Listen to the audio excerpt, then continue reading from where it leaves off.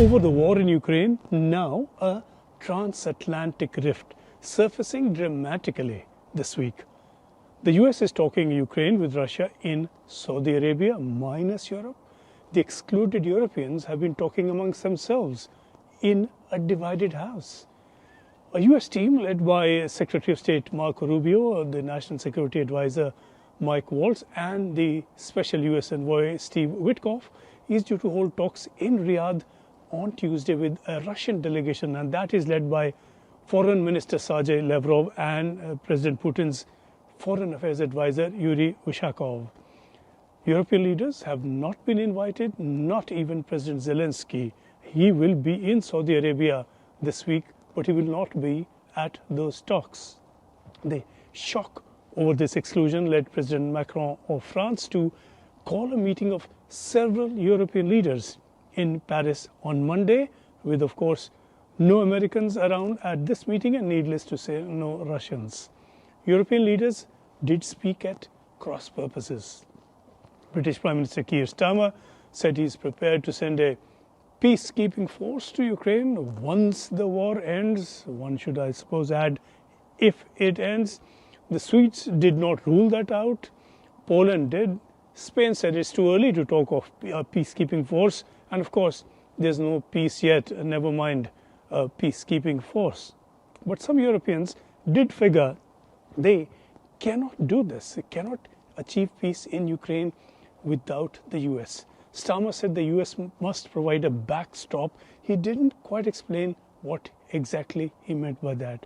But he said a US security guarantee is the only way to effectively deter Russia from ever attacking Ukraine again.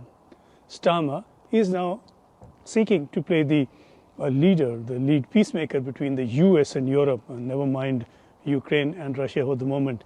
Starmer is preparing to take up the European case when he visits Washington next week. German Chancellor Olaf Scholz joined Starmer in insisting that there can be no split between Europe and the US. But split there has been already. We've seen it emerging, we've seen it, in fact, widening. And this must sound like music to the Russians and to Putin.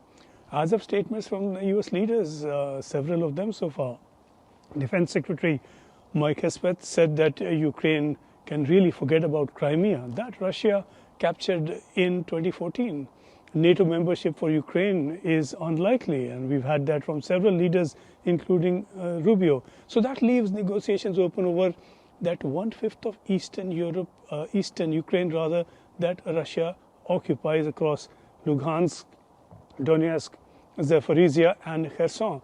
So, can the US persuade Russia to vacate those areas? And areas, let's not forget, that Putin has formally declared to be a part of Russia. If the US-Russian talks in Riyadh cannot produce that kind of result, and not many believe they will, Ukraine would end up losing territory, losing close to 1 million lives, losing the support of its biggest supporter until a few weeks back, and left with the support of a divided Europe, unsure how far it can go to stand by Ukraine.